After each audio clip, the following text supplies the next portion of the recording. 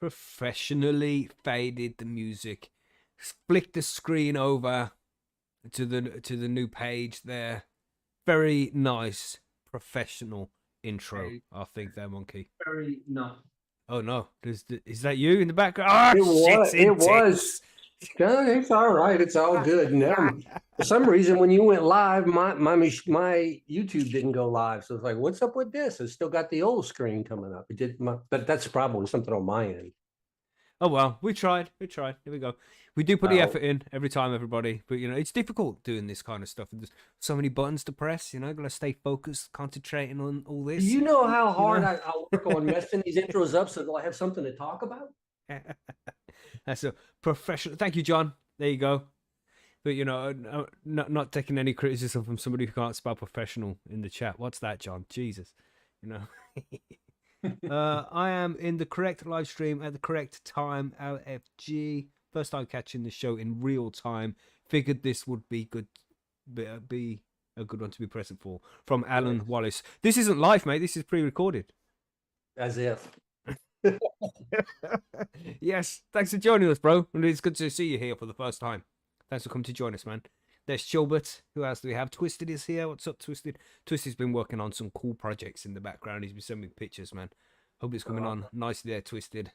Very cool. I've been working on trying to advance my cocoa grow a little bit more into the KNF realm. I figured since it was spring and I had all the beautifully fast growing weeds that I needed in my yard, I made a big old batch of PJ today. Nice. How's it working out? Well, I just chopped everything up and coated it with sugar and put it aside to start its fermentation process. So it looks like it's really good, but I mean, the materials that they asked for, it was like, hey, it's right in my yard right now, and it's free, so let's try this. Mm-hmm. You know, pea vine and multiple kinds of clovers and things like this. He's like, this is right off the KNF website. I'm doing this. Beautiful. So we'll see. We'll see, man. Yeah, man. See how it goes. You got to be organic before you know it. How did the soil grow end up for you? Because is it done yet? You know, because you grew up planted soil. How did it go? What would you review the soil as? I've been smoking on it. The yield was not as high as the cocoa grow, and I really didn't expect it to be as high, but it wasn't bad. As cocoa grow, I'd probably end up with 4.5 to 5 ounces. I ended up with 3.5 and probably an ounce of trim off the Sounds plant. about right. Yeah, I found the same when I went to soil. Yeah, a little bit lower than cocoa, but still, you know, I have no need for more. I'm going for quality over quantity right now. I'd rather. And what do you think? Do you think the soil produced a better quality?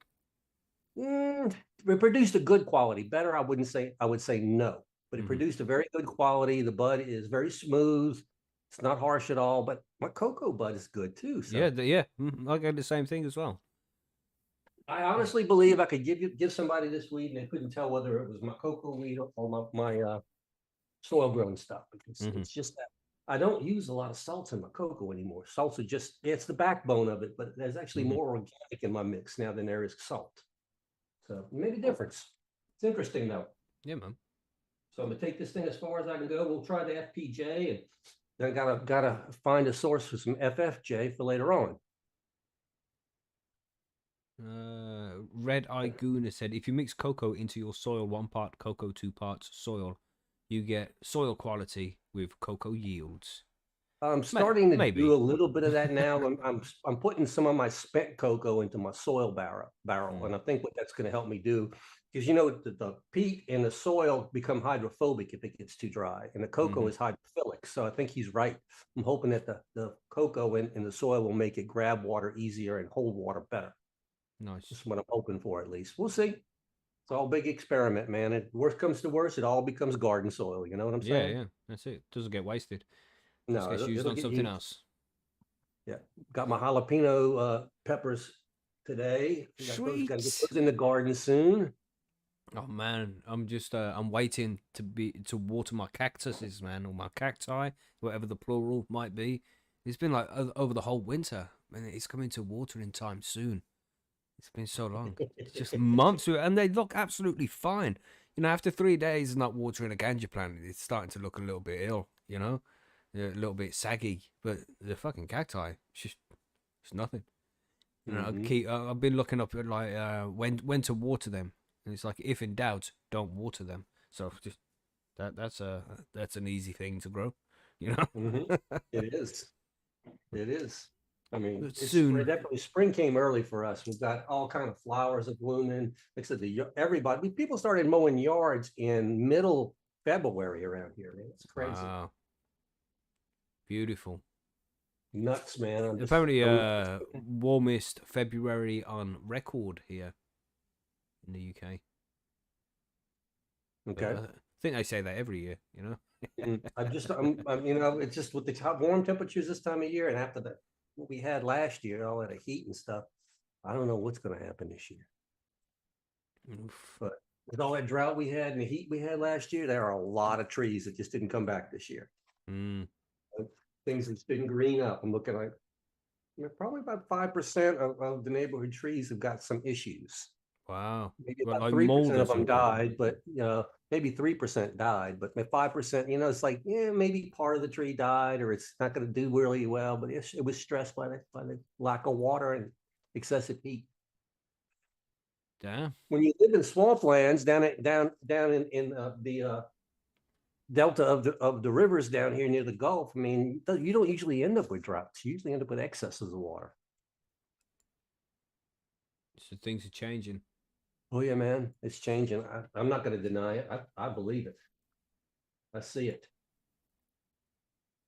Don't know what to do about it though. Nothing I can do about it. Just keep on going. Yeah, so just keep going. It'll be all right. Well, I mean, I'm doing things figure it out. like making my own plant food out of weeds. So hey, that's something. I'll do what I AI can. will figure it out. Don't worry. AI's nearly here. Yeah, We'll be if we okay. get rid of these humans, they won't need that stuff anymore. Exactly. You don't need to worry about the temperature if there's no humans. You only humans worry about temperature. We're fine. That's it. If you get rid of all the ones who complain, then everybody won't be complaining. Makes sense, right? It will make sense to AI. They'll rationalize it. I'm You sure. say so. So what are we smoking on today? What you got? You got anything nice? Got an Argyle stash still in the thing. It was sitting on my desk. So yeah, I can't smoke too much of it. It's very strong. 1 or 2 bags, and that's it. Oh, and you using the vape there, the Ariza? Always when I'm sitting at the desk, I got the vape on, man. Nice. Have you smoked since you had your bad chest? It's been a few weeks now, hasn't it? Have you smoked? I do it. I do occasionally. But I mean, I don't combust a lot of weed anymore. It's only when I'm back in my shop where I don't have a vaporizer and I'm working back there. I feel like I want something. I will use a pipe back there in my workshop when I'm busy. But otherwise, I usually have a vaporizer around. I've got several of them around, so why not? Healthier, man. Trying to save my lungs a little bit. Oh yeah, just to remind everybody as well, this is a Q&A with Shanti Baba. He should be joining us soon. Yeah, but Hope some people have some good questions. Indeed, we got a couple in the chat lined up there in Percy's. Oh, okay, it's good. Otherwise, we're going to have a very short session here with Shanti Baba with no questions. I'm sure we'll find things to talk about anyway. Well, we can ask him about the question that he might know about autoflowers. He might not know about autoflowers. But people were asking earlier and speculating on how do you breed an autoflower from a photoperiod? So, is there a magic here that we don't know? And I think I remember Mitch and Tim saying something about the pollen donor needs to be the photoperiod, if I remember what he said. But I'm not positive of that. I do remember him saying something real quick when you mentioned it, that I was working on stuff, and we didn't go down that rabbit hole. So I guess I should have pursued that. But you never know what information you're going to need later.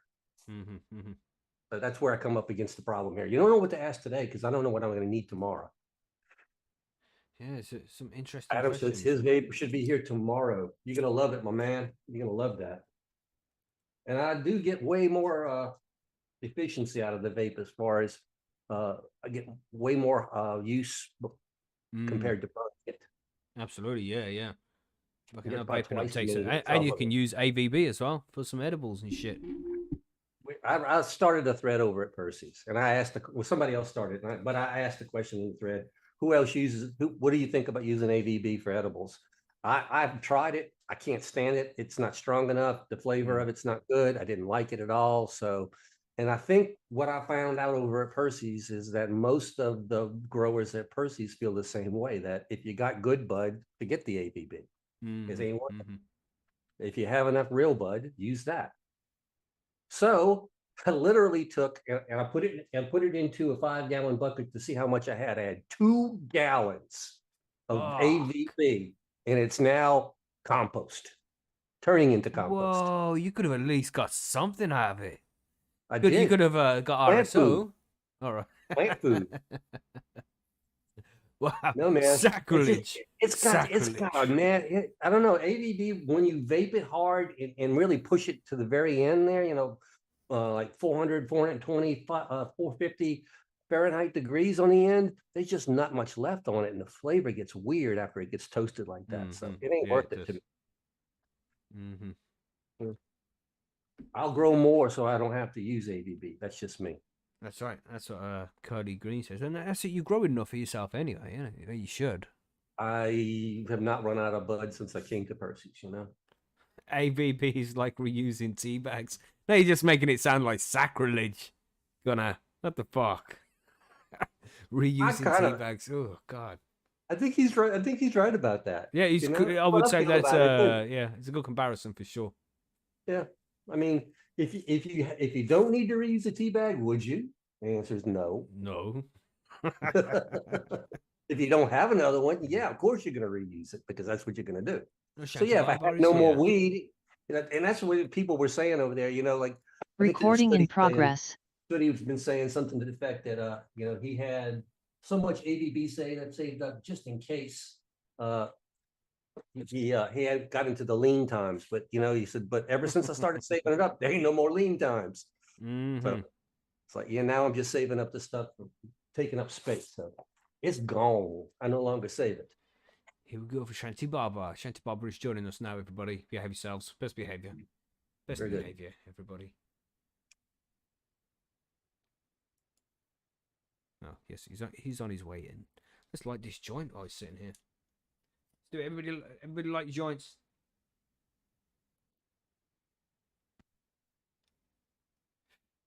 Fire up your vapes, whatever it might be. Already fired. Yes. Now we just wait awkwardly. We're fine. Maybe I shouldn't hit it as the guest is coming in because I have been like, yo, it's a Shanti Baba like that. Well, he's he's a little bit early. He may just logged on and be doing something. He'll come back and when it's time. When he gets here, he gets here. He has to click connect to audio. Again, it's a situation that these people are showing up, they're unpaid. They're doing this out of the kindness of their heart. So we're going to be patient with them. No problem. That's right. What's everybody smoking on in the chat? Let us know. Yep. Delicious. We need to get some more entries in the Plant of the Month competition because I just noticed this morning that there are 4 entries in Plant of the Month and 3 of them are monkey beans. Whoa. Nice. Yeah, I wonder if there's going to be more entries. He's got a special monkey mine grows. And 2 others. Yeah. That would be an interesting excuse me. Interesting. Throw your favorite monkey strain and let's choose the best. Shanti's in. Here he is. Hello, mate. How you doing, man? You good? Yep. Thanks for coming to join us, man. Yeah. Is it morning time for you guys over there? Oh, no, it's evening over here. Oh, right. That's right. Yeah, I'm in the UK. Mackie in the UK. We have Monkey. Monkey, you want to say hi? Sorry. Hey, how's it going? Monkey in the Southeast US down here. Gulf yeah, that's right. I remember. This is the international one. That's right. That's right. That's I was like, did we not make enough of an impact with charisma last time? No, mate. I just had a long day. Had a long day today. Yeah, I'm only joking, man. But I hope you can chill now because, of course, there's no pressure here. We just like to relax and chat some shit. You're my last thing for the day. Nice. You don't mind if I smoke then? Of course not, mate. Do you think? We prefer if you do. It's like the title of the show is High on Homegrown, so it's good if you're high on homegrown during the show. That's why I always said you have to pass the drug test to work for Mr. Nice. Got to be positive, and Yeah, the drug test is positive. Isn't that what Yeah. it's supposed to be? You know? That's what I always thought it was meant to be. Finally, I got it right. And they said, no, So you can't pass the drug test and work there. That's it. you'll be staying a little bit longer, they said. Mm-hmm. It's like there's that meme out there which says, I can pass the drug test or work well with people. I can't do both. You know? Perfect. It makes sense, man. Good. Yeah, so how have you been? You've been busy, I assume? You've been doing lots of podcasts? Yeah. Oh, no. I mean, I've done a few. I've done the podcast a few times. I've done, I can't even remember, to tell you the truth. At the moment, I'm getting busy again with plants and getting the greenhouses back up in order for and replicating mothers and getting clones ready. And we've got a few big projects this year in Switzerland. So hopefully, touching wood, everything works this year. Nice. So you've already started prepping for the new season. Yeah, we've got a lot of stuff getting growing for Australia and Germany, and it's a bit more positive this year than in that respect. A little bit less positive on the CBD side, but what to do. Every so often something goes positive and something goes negative. It's the law of conservation of mass, no? Yeah. Whoa. So with Germany kicking over on April, is that going to make any opportunities for you? No, because it's just the clubs starting. They've just given initial things, and everything has to be done in Germany by the clubs and stuff. But yeah, we have a couple of medical buyers who supply the pharmacies in Germany, and we work with them. So I suppose eventually the medical marijuana will probably infiltrate into all of these clubs eventually, because you need to have control over what you're using, and the clubs, they are meant to. I mean, it's all new, but it's very positive. I'm really happy for Germany that I picked them for the first country to do that. Always knew that it would happen, and I'm hoping that snowballs the effect in Europe, and Italy and Spain, and everything comes around to kind of using the full plant again properly. What about the UK, bro? You didn't. Why aren't we on the list? Come on, man. Well, because it's that Brexit word, Brexit, Yeah. Why did you have to bring it up? I have English passport as well, so don't worry, mate. I mean, England's ahead at the moment. You're ahead with definitely with some medical stuff, because you've already got that kind of structure, and you got your own kind of novel food things that are working with the drops and oil and the pills and everything. So I think England's a little bit ahead in certain areas, and maybe going to catch with the other areas pretty quickly. Okay. Yeah, that's good to know. Yeah. We do service a couple of English compound pharmacists, actually. So they buy base products like our crude oil, and then they do their magic to it and put it into whatever. But that all has to be done officially with medical licenses. And so we need microbiology, which always takes at least 2 weeks on everything. Like if we do a crude extraction, then we have to do all of the heavy metal pesticides and insecticide and so forth. Every country's got a different set of standards, unfortunately. So some tolerate certain amounts of chemicals and some zero. So in the end, you basically have to E-beam or irradiate most of it to make sure that all the molds are done. So I like the medical model, actually. I think it should have been sort of taken up by Holland and all the coffee shops years ago, but still to this day, there's no one testing anything in Holland still. And I prefer to know that it's not going to kill me. You know what I mean? Even the smoke, not that great, but yeah, it's one of those things. It's, half of one and one and half of the other. Many people at the moment. You've got spanners coming up, and I suppose I call it the seed circus, because usually is a lot of funny people spinning wheels and making noise. Are you going to Spanner Boost? That was one of the questions we have. I'm cured. You're cured. I'm cured after so many years. I think I've done those shows for 25, 30 years, and I pick new shows to go to just to see what's going on. Like Cool. last year I did Bologna and Berlin. This year, actually, I've been a bit lazy, but we've got a lot of projects that have opened up, and luckily we've got a new one which will be coming soon. But we've gone into mushrooms as well. Nice. For psychedelics. Yes. So we're setting up a little small mushroom grow to understand it all with a couple of guys who are already in commercial mushrooms, lion's mane and oyster mushrooms and stuff. And that I like that. I really like it. It's put the bounce back into the step lately, Oh, yeah, I bet everybody's a little bit more cheery. Yeah. But that's cool, man. I mean, I suppose when you get licensed and you've got that kind of confidence, you all of a sudden you start having a look around at all these things that can be done, what you can do with them. So, yeah, I'm pretty happy. I'm in a good spot at the moment. That's fucking awesome. Everyone's healthy. Hope you guys are too. Yeah, man. That's good to hear. I like it. It's always nice to hear people having a good time and enjoying life, and things are going well. Yeah. It's always good, man. Yeah. Yeah, we have some questions in the chat here because you're here for Q&A as well. Yeah. So we started already. Oh yeah, we're already live. Yeah, we're live. Okay. We are Sorry, live. man. Yeah. I took over. I was just saying. Oh no, that's what you're here for, mate. That's what you're here. It's all good. Yeah. But yeah, I should probably say that. We are live. Some guests don't know, and they might doesn't really say matter. shit that shouldn't go live. Talk anyway, if people are listening or not.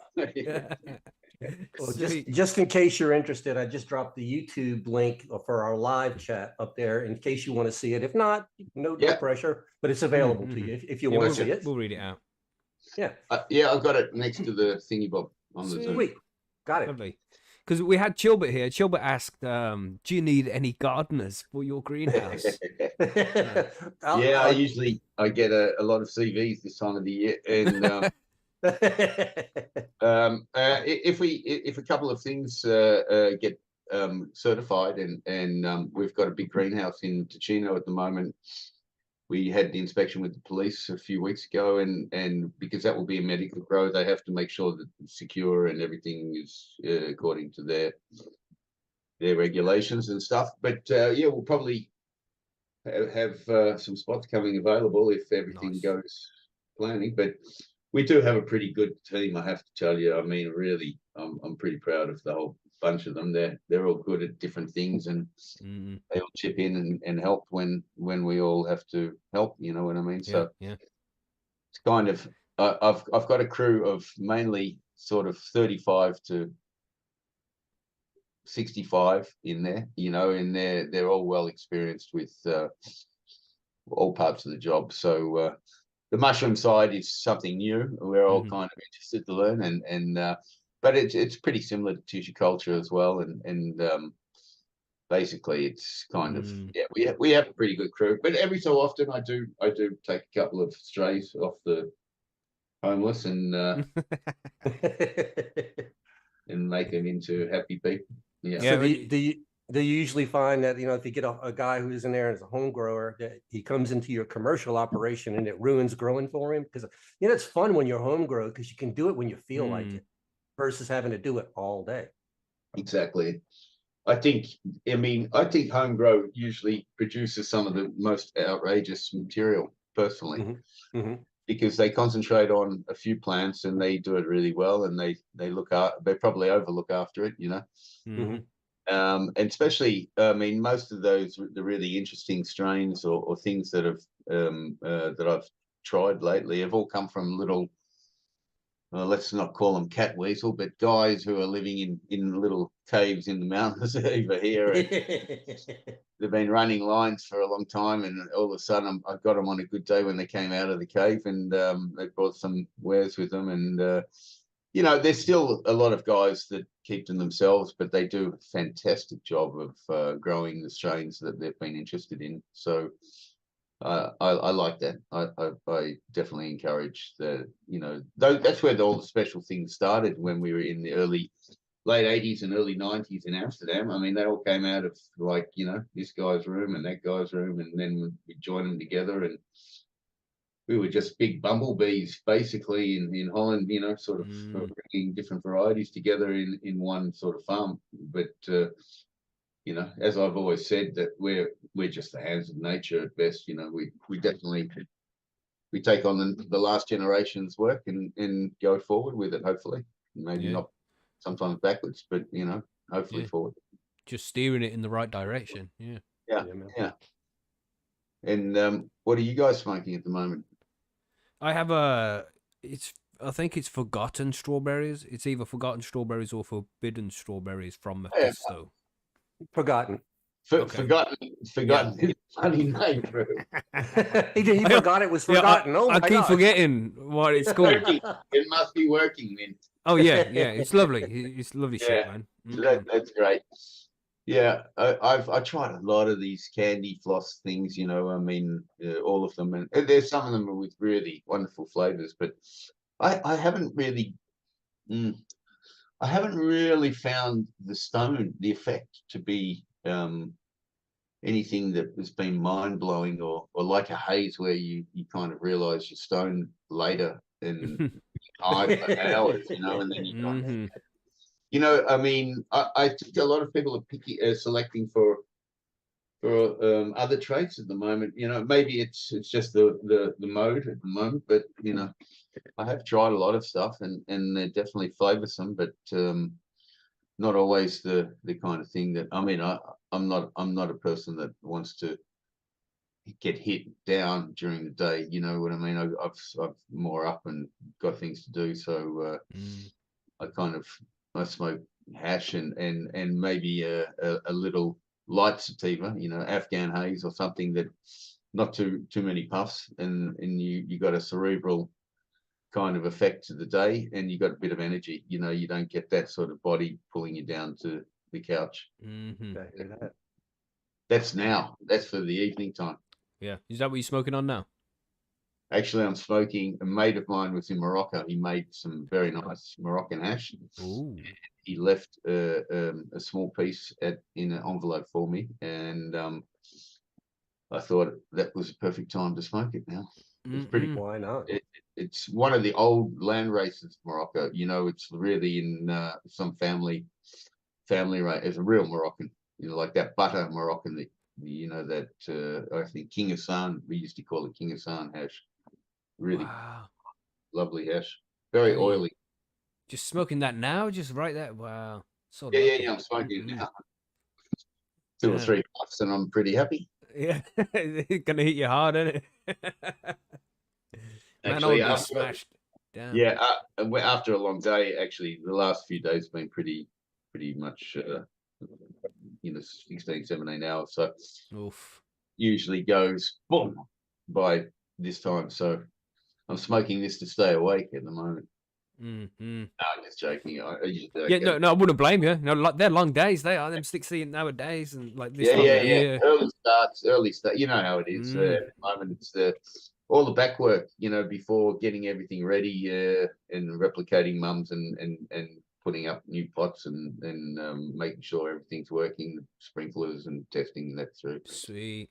Yeah. So, what is the plan for this year? What are you going to be growing? Well, we got a few contracts actually. So, you know, I'm a really big. I've had licenses for a long time, and I realized one thing that is killing a lot of people that have been licensed, even though it looks all great on the outside, is that they're going forward and they're growing and they're not really having a purpose to grow. I'm purpose growing. I'm growing under contract with certain companies for certain amounts, and then we grow a little bit extra for keeping it in GMP packaging for, you know, having a small stock. But and that keeps everything running over. But you know, I've seen a lot of Italians, for example, they've just gone into it thinking that money's raining from the sky is if they grow as much as they can, especially the CBD stuff, and they've all got caught with it, and now you can buy it for, you know, pittance. Yep. So yeah, and that's killed a lot of indoor rooms in Switzerland, for example, and Italy. The big boom that they thought the CBD was going to be, which I never did think it was meant to be for the smoking market, but the extraction market, I was always very clear that's why it was outdoor. We do it in outdoor. We're replicating the yummy CBD yummy that I use, making all my meds and all my extractions. So we get that every year. We do maybe, I don't know, 2.5 to 5,000 plants of that outside. Oof. And now last year's stuff, we begin to extract. Now it's had 4 or 5 months of drying. So all the chlorophyll's broken down, and now we start to do the extractions and replicating mothers and clones. So I like that work. It's kind of, you see all the results from last year and you're getting ready for this year at the same time. It's like backward in the past, going into the future at the present. Yeah. Three Don't see the reward that you're going to be getting, but 6 months early. Yeah. Well, I mean, I only really see the fruits of our labor from the outdoor plants, for example, the CBD yummy that we use now, even though I sell the flowers and everything. But when we start to extract it, then we realize it's 8%, or we're getting 12%, or was it particularly aromatic? And yeah, I mean, it's the same plant growing from clone for every year, and it does still vary in terpene intensities, concentrations, and obviously cannabinoid depending on the climate. But so outdoor, you still have that to think. But I mean, you usually get a really good medium always if the plants get healthy. So yeah, we do a bit of everything actually at the moment. I've even got into gummies, would you believe? Cool. We've got a lot of demand for the medical side of gummies, because let's face it, I mean, sick people don't really smoke, and so they prefer to eat these gummies. And the guy's just recently made, I don't know if you can see me, but he made this and sent it to me today. Mr. Nice with the gummies with. He's growing his mango haze, and then he's a patisserie guy, a sweet guy in Italy somewhere, and he's made it out of Barolo wine. He knows I like Barolo, so he's made these Barolo gummies with mango haze infused. Okay. I think that's for the weekend. Yeah, did you say what milligrams they are? No, that's why I figured on the weekend. Yeah. Better not try it now. Yeah. Yeah. No. Well, I mean, we're making 5 milligram and 10 milligram gummies, right? The normal standard is 10, and we make it in packs of 30 and 60, 1 month and 2 months. That's what the new order is for with this company we're working with. But there's a lot of interest in gummies at the moment for the medical patients, and I suppose when a lot of this recreational people hiding behind medical flag at the moment in Australia and in different countries, which has boosted the demand, obviously, and that's why flowers have gone sort of crazy at the moment all over the place. But the prices are dropping, so slowly the market's reaching a level, and it happens every time. It's just when more countries legalize, like now Germany's legalizing, so hopefully more people get signed up officially to use it, and then their demands go up. And so the medical side has been going consistently, while the recreational side's had so many hiccups along the way. And, yourself to set up clubs and do everything for just private, like they have in Barcelona, for example, or Spain. I mean, it's limited amount of people, and it's not an open coffee shop or anything like that where people can really, freely go in and out. So one day it should be like that all over the place, I think. Yeah. Hopefully, that's the way it should be.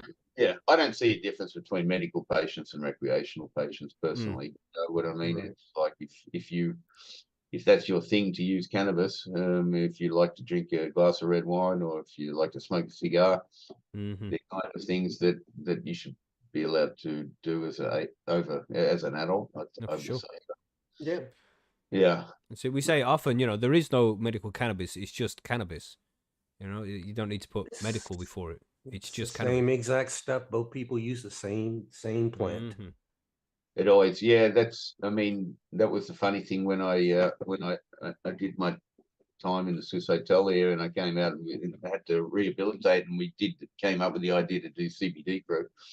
That was the legal side. That was not rehabilitation. That was like, what can you continue to do on the plant that's legal and that you won't get a problem with?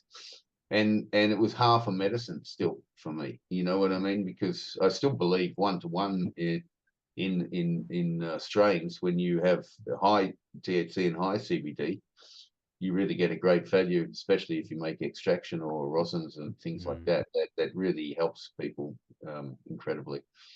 But just doing one or the other, again, it's that human thinking that they know something more than nature, and you know, I call it the human arrogance. You know, we've slowly learned that you find the plant and do the extraction. There's the medicine, and we just work out what we're taking. That's what it should be like. But we tend to think that if we, you know, sort of isolate everything and then we put it back in our own alchemy kind of laboratories, then we come up with the new version, that we solved the case. But usually we find out we grow a third nipple, you know, 5 years later. So yeah, you know, there's still there's a lot of strange ways that the humans deal with things in the cannabis, or in all agriculture, actually. You know, just trying to get more profit, I suppose. Yeah, it's a good segue. We can to like a triploid. Yeah, you've heard about triploid genetics. Yeah, I assume. Oh yeah. What's your take on triploids? Well, I mean, they, you know, it's on the superficial side of things. It's another one of those fast food looking, beautiful looking burgers. The cheese is not. But you know, that's a brilliant analogy. That is. Yeah, I'm waiting for the but what? But you know, I just think that it's like repackaging something and appealing to something because you've been the first one on the block to find that you're getting a bigger version of a particular plant, and you know, without being offensive to any of the guys doing the research and development, which I think is needed always, and you know, the CRISPR breeding and everything, even if I don't agree with it, I still think that there's relevance for it. But I think I'm more scientific. I would prefer to make sure that we're making something that is not hurting people and will benefit people, rather than just be the first one on the block to pound it out and try to make as much money as possible. So if they're doing both at the same time, which is very difficult because it usually takes a bit of time to do a full review of a new kind of manipulated breed, let's say, or you know, like feminized seed was at the start, or Autoflowering, CBD, or you know, they've all had their time, but you know, most of the time you've been breeding with plants and maybe chemically inducing sort of a male plant on a female and selfing it. But when you start to go deeper into the units that make up the plant, and you think that, you know, you found the eureka action, I don't know what it's serving. Is it to just, is it, you know, what's the purpose of making these things? So is it to increase the yields for farmers? Are you still getting the quality that you have been used to? Are you losing anything, flavor, taste, whatever? You've seen what commercial tomato growing and cucumber growing in Holland is, you know, I call it red and green water. But, you know, they're definitely very good at growing weight. But I mean, it all tastes the same as well. You know, I still prefer to grow something, maybe not have as much available all the time, but have something that's good when it's available. You know what I mean? But that's just me. I mean, there's a lot of people in this world that maybe don't have access to things, and so they're already happy to have something. You know, so I don't pull that away from anyone. It's just I've been in it for 40 odd years, so I kind of spoiled. But you know, no, I fully understand that stance. I mean, before I started home growing, I pretty much took what was ever on the street. Yeah, and didn't complain about it. No? Exactly. What you got weed? Don't even talk about the name of it, because they make up something and tell you whatever, you know. Yeah, exactly. No one knew what it was. I mean, it was whatever. It was ganja. Someone's homegrown. someone had ripped off someone's plant, dried it quickly, and put it in a plastic bag, and quickly That's right. sold it, you know. I Mm. mean, And they make up a fancy name that has a city name in it or something like that. Oh, that sounds good. Yeah, that's crazy stuff.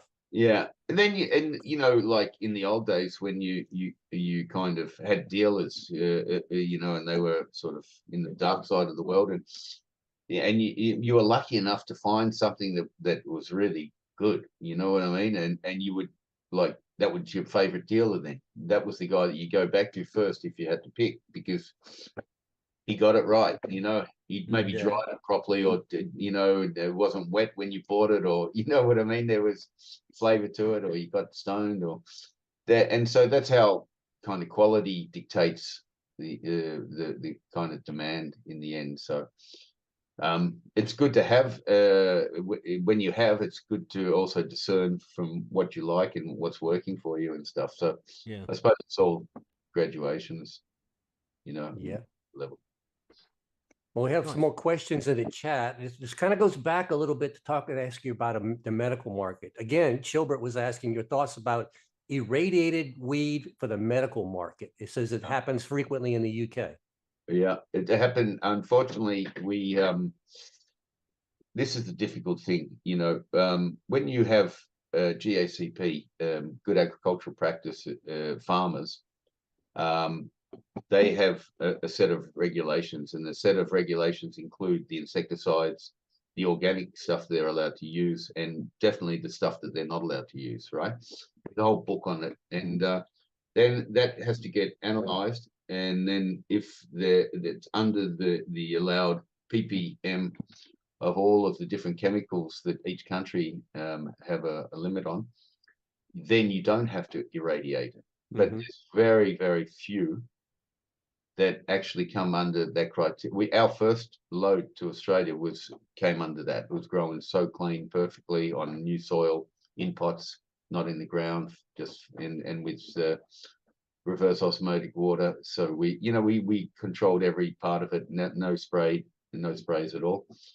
And that way we didn't have to irradiate it. But because of molds and how people dry, and especially commercial volumes and stuff coming from Colombia in the humidities and in Thailand and different, all of a sudden you've got things that are not visible by the eye, but they're there, and they can hurt people. So irradiation is to basically what we do e-beam. It's a better level of it's a lower intensity of killing things, and it doesn't suck out the terpenes like irradiating does, you know, because the effect of sorry, when they say irradiating, yeah, you don't mean like blasting it with radioactive shit?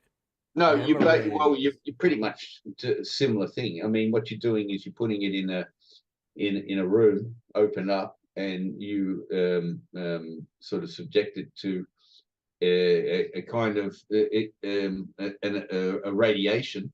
Okay. That kills all of the molds and any living thing on it.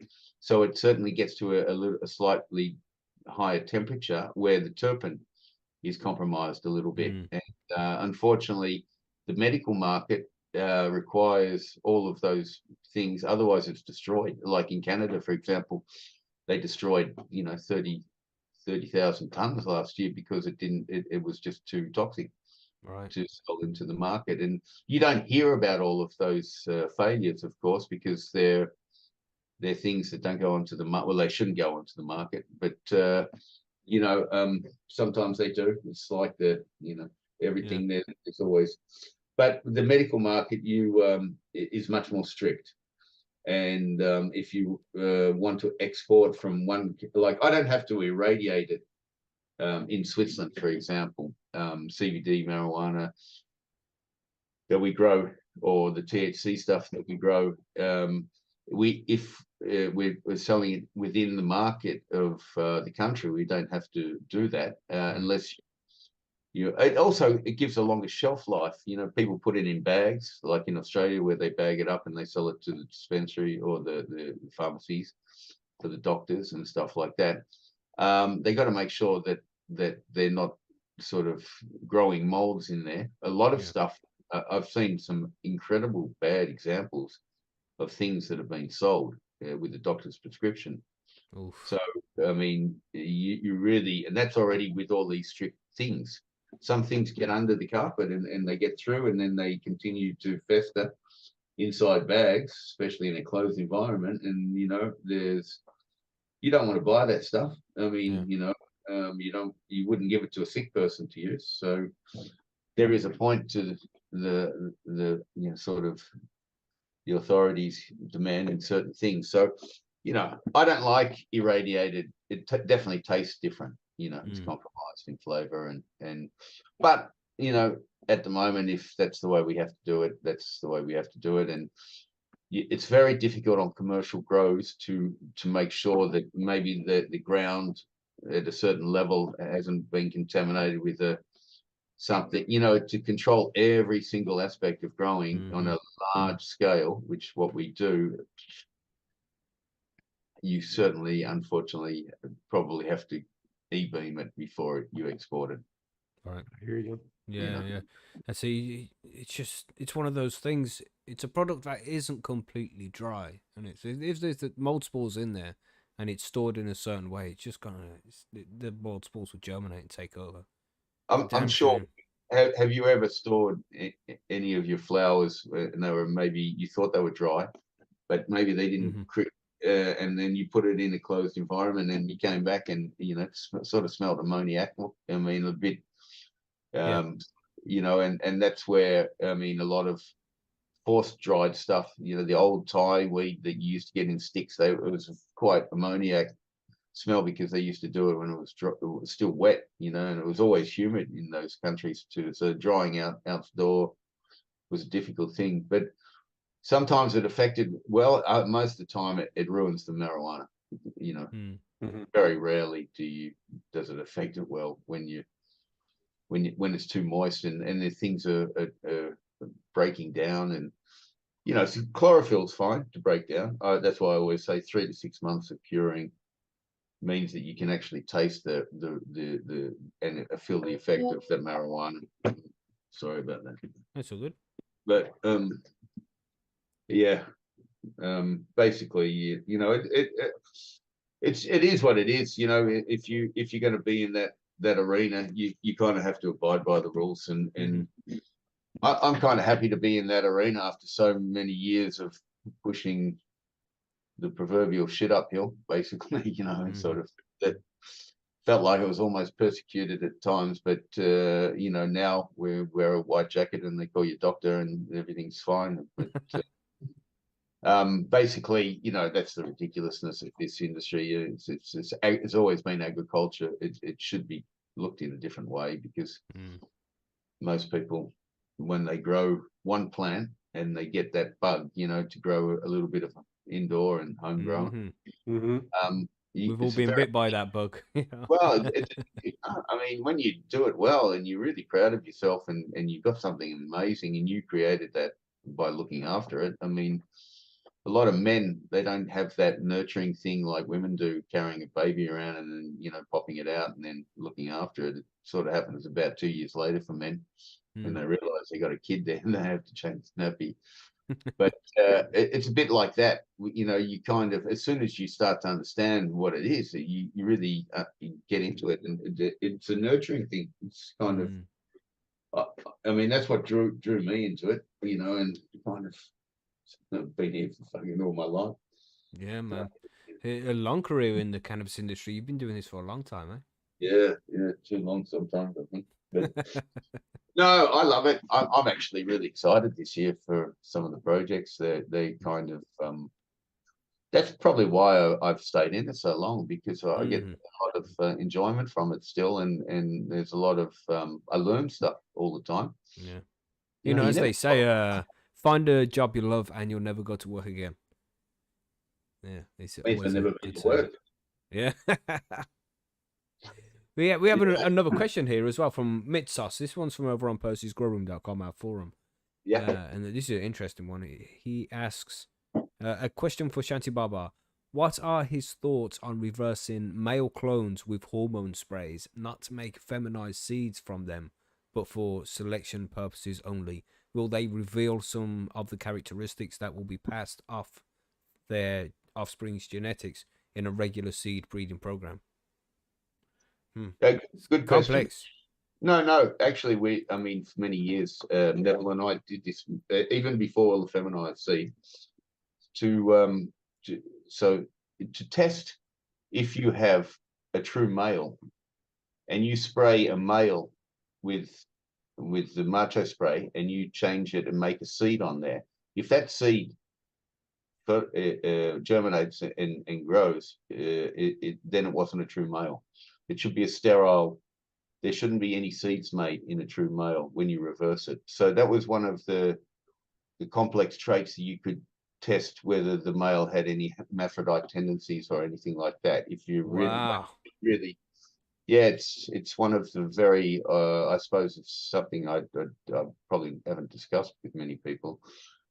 Just Neville, I suppose, because we did that to pick a few males, you know, and I did it separately to him. But I mean, so yes, there's definitely validity in doing those things, and it does pass on traits. And so what I used it for was to pick a true male, and that was in the 90s already, early 90s. So and to test the males we picked to make sure that we picked true males, you know that.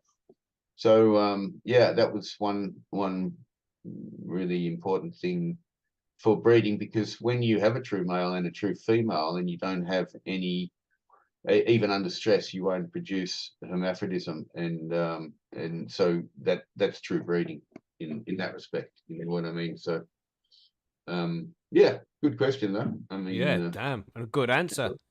Damn. Never thought of that one. My gosh. Yeah, I don't think a lot of people have actually done that, but I mean, many people started to do it with females to self them and make seed. But if you take a female, which is XX, and then you spray it, and that's a male XX, so you only make XX. But with a male, you have XY, and then you actually make the female part, and that will be XY. So you've still got a bigger possibility to produce males and females from a male. But if they do that, they're usually not true males. So you understand what I mean? No, I feel like I've just done 5 years at Plants University or something. But what the fuck? Basically opened a rabbit hole that I'm going to have to crawl inside now and spend a month or two reading. So actually, you know the principle of feminized seed is just to take the female XX chromosomes and to produce a male on her, which will still be XX, even though it looks like a male, which would be XY in normal world, right? That makes everything XX. So that's why you make feminized seed, right? But if you did it with the male, the XY, and you sprayed it and made a female side so he could produce seeds, do you understand? Right, yeah. So they're both going to be XY. Yes, the seeds will be XY. Well, the combinations could be XX or XY. It depends which chromosome goes to which seed. You know what I mean? There's a more combination, so you produce female and males with male. However, the problem is if you do make seeds when you do the XY to XY, that's not a true male. It's a hermaphrodite male. Okay. And it should be not making seed. The pollen should be sterile, and then you know you have a true male when you do it like that. So we used it as a control to understand that we had true males. We never, you know, if the shit males weren't true, they would made some seeds, but we never used them. Okay. Nice, man. That is some good information. And this is, you know, people complain about the price of seeds sometimes, and it's like for some seeds it's worth it because a lot of research and development goes into making those seeds.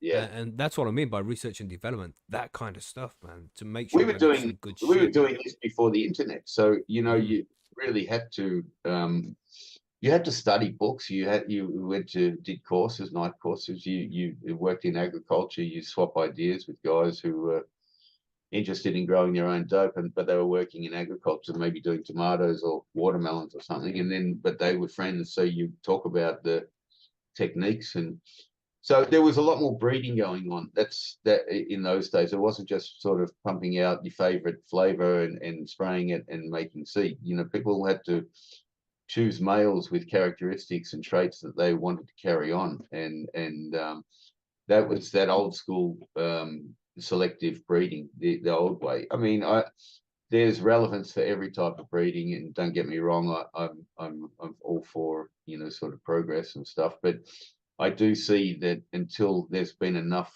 work on it and there's a lot of years behind it where people really understand that those things are working or not working, then you can say for sure, you know, that's a technique, you know.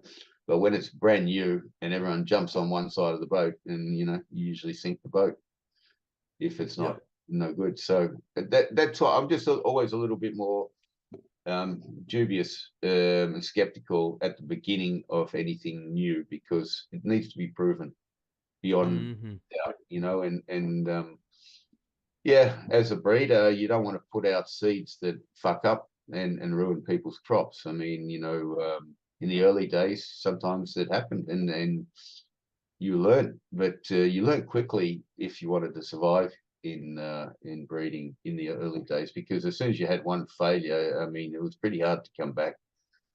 It's like a Will Smith slap, you know what I mean? Yeah. Yeah, man. Must be the Moroccan hash making the jokes. Oh, they're not as bad as my jokes, man. I love telling bad jokes, like terrible jokes. The worse they are, the better. I love really bad jokes, man. My kids tell me they're terrible jokes, and I told them, wait until you're my age. Yeah, you'll enjoy them then, you know. You really will love them, and you'll understand them more. Yeah. It's just, I think it's a dad thing, isn't it? You just hit a certain age and make these ridiculous jokes. Probably is, actually. God damn. Yeah. But like Norm Macdonald. Do you know Norm Macdonald? He was the late comedian. Yeah, that's right. Yeah, he died a couple of years ago. Yeah, he was a very interesting character, actually. Funny. Some of the things he came up with, just the dryness of the way he presented it is epic. The dryness and how he delivered those kind of his final punchline was always kind of a bit skew. You know what I mean? And he was an unusual guy. I really liked him. I like Robin. I think Robin Williams was probably one of the greatest ones when he was on Sex, Drugs, and Rock and Roll. He was wild, man. Yeah, I'm liking these comedians right now who they're not so good on stand up, but you see them on podcasts often, and just the conversations and their wit. They crack me up, man. This guy called Theo Von. He's one. I like him. Yeah, he's a redneck. Yeah, he's gone from. I love it. Redneck. He's gone from redneck to fucking, you know, sort of Jordan Peterson, isn't he? Yeah, he's getting there, isn't he? Somebody said to him that they overdosed on vitamins, and Theo was like, "Oh man, what happened? Did you get like just better or something?" The guy's fucking hilarious. You got to check out Theo Von, everybody. Oh no, I've seen him. My kids love him. My youngest son thinks he's like the Ant's pants. You know, it's like Trailer Park Boys all in one. Oh no, you watch Trailer Park Boys as well? Yeah, I watch it all. Yeah. He's crazy crap. You know, I've watched some pretty amazing. But I mean, yeah, I find the humor very dry. Yeah, sometimes. But I kind of like guys, I suppose, like Ricky Gervais makes me I like how he just says it how it is. You know what I mean? And he gets away with it. I mean, he gets away with murder, that guy. Yeah. But Theo Von, he's very funny. Yeah, sometimes he comes up with pearlers, and then sometimes he sounds so stupid. I hope you get married one day. I saw one where he was interviewing some woman, and I think he liked her, and then she said, "Oh, I hope you find someone." And he was kind of looked like he lost himself there. There goes the night. But yeah, he's a funny guy. Yeah, there's a lot of fun guys around. A couple of Canadian guys that are pretty funny too. Which ones? Yeah, Trudeau. Oh yeah, that definitely, he's a clown. I heard, you know. At the moment, it's the North America, Trudeau and Biden double act.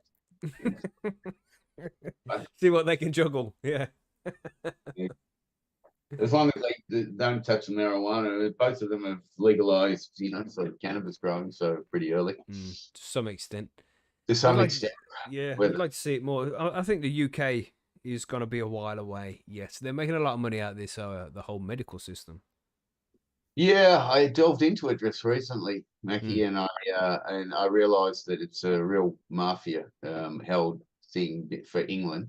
It's very tight to get in there as a Swiss pharmacist trying to supply there. They kind of, everyone needs to have their own dispensary set up to be able to dispense their material.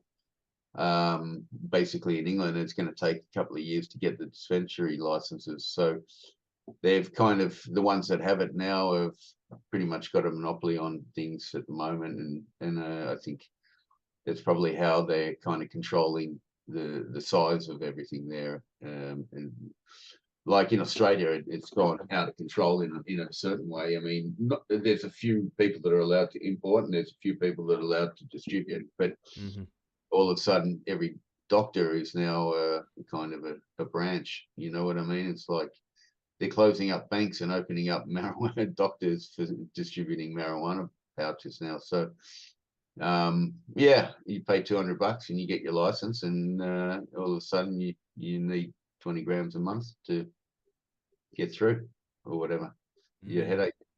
So it's, I mean, I'm not again. I mean, we tried everything. We tried everything all our lives to make it sort of acceptable and legal, but the medical has actually been the one that's worked at the moment. Recreational is a lot slower. Unfortunately, in Europe, I don't know what they're waiting for. It's definitely, I mean, it's beginning now. It's just at the beginning, but this is 2024 and we've been around since the late 80s and sort of watched a very slow, almost, you didn't see it move yet. Yeah. And yeah, it's like, yeah, I don't know. I don't know what's taken so long, because all I know is that 20 years ago, when I first came to Switzerland in '98, when I left Holland, we were already doing the biggest things then already. I mean, we were selling 1 million clones a year. We were doing, hundreds of tons of flowers, and we knew how to do it. We were policing ourselves. We didn't have the laboratories to test, but we didn't spray, and we were kind of in the where they had the aromatherapeutic bags you could buy and sell in Switzerland, and so it was allowed it for a certain reason. And I think what it was is that the amount of money that came in so quickly that they couldn't control was probably more a problem at that stage. And now I think they've got a bit more of a grasp of that, how to control the marijuana and certify it and make sure it's clean, e-beamed and distributed properly, and the money's sort of accountable. So they've taken away the black market. The white market's now cheaper than the black market in many countries, and that means that the standard's going up. At least people are using better quality material. But how it's going to go in England, I don't know. I think they're letting their sort of empire countries like Australia and Canada do some work for them first and see how it works.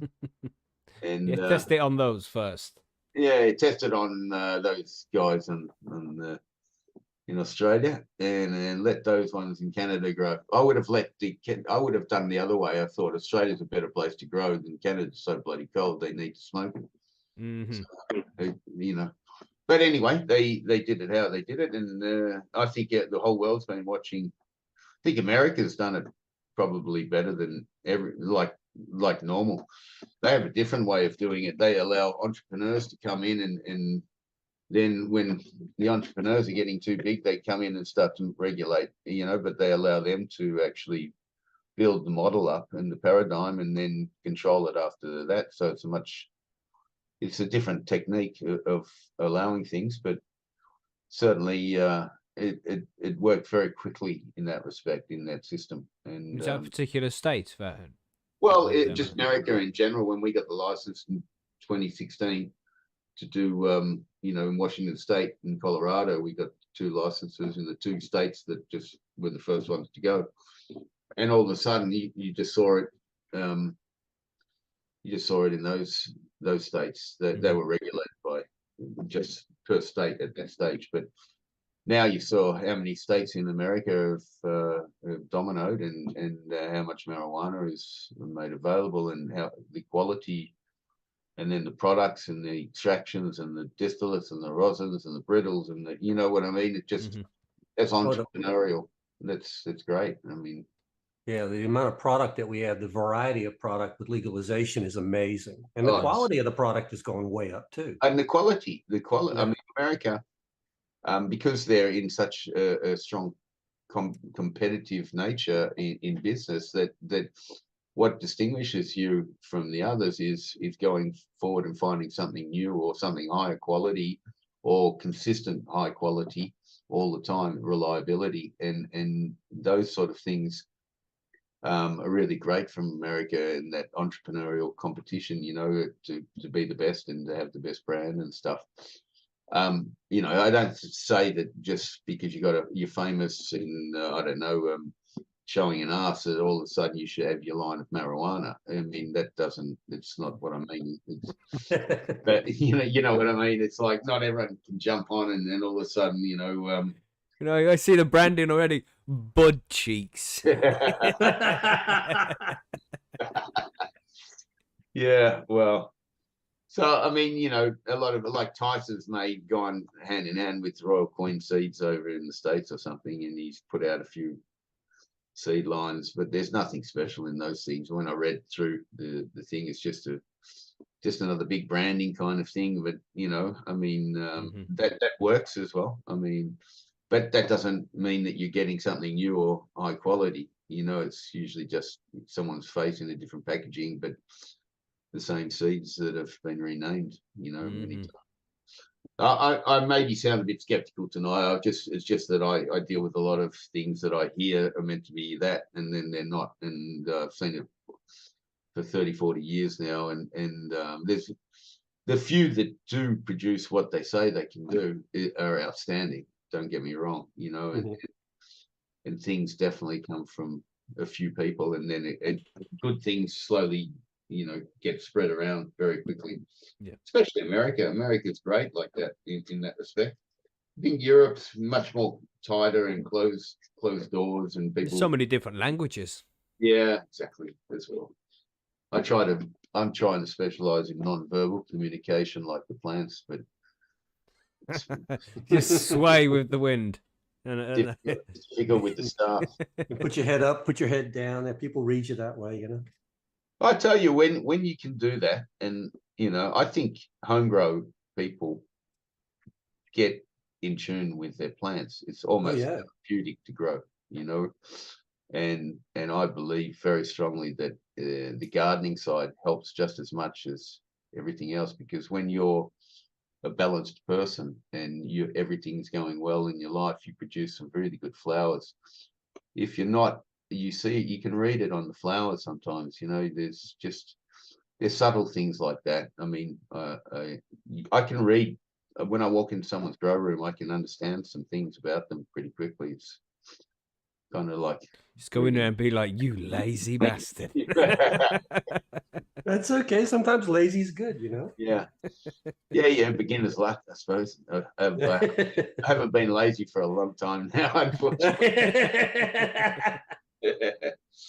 But what do you guys like to grow? Like, you know, yourselves? What do you have any? Or do you try everything that's possible, or you know? Well, Monkey's got a far more interesting answer than I have. You want to take this one away, Monkey?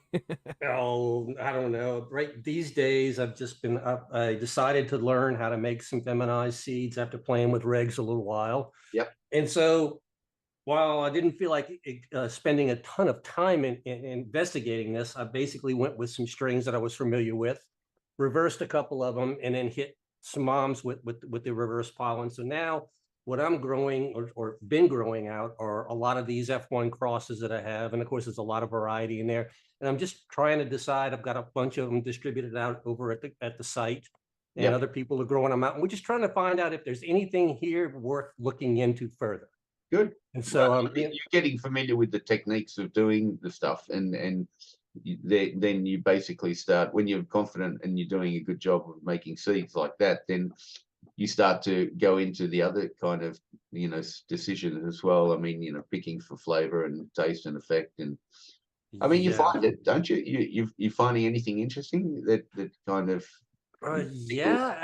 actually, yeah, but I'm starting with genetics that are just kind of like, you know, they're new genetics out there that somebody else tossed to me. So these are things that I really don't have full lineage to. So I started with something. One of the ones I started with was from Chad Westport. He sent me something called Nakatomi Plaza, and it just happened to be in the tent when I was making my experiment, so it got thrown into the mix. And right. a lot of things that hit that create wildly different results than the original, but still really worth looking into because really frosty, good effects. I've got to hunt. I've got to do a big hunt for flavor and find out which one I want and that kind of stuff like that. But it's really, I'm finding it very interesting, learning very slowly, I have to say, what effect the pollen versus the mom passes on. And there does seem to be something there. I'm noticing shape of the seed, shape of the leaves are different. When you hit this pollen on this, it does this, versus this pollen on that, it does something different now. Yep. So this is going to be a long learning process for me. And there's a few books out there that I'm going to grab because I'm starting to get really interested in this. Like, it's fun. You should grab Rob Clark's Marijuana Botany. That's still a damn good book that basically covers a lot of the genetical side and different, like what you're talking about now, like, you know, how you spin off.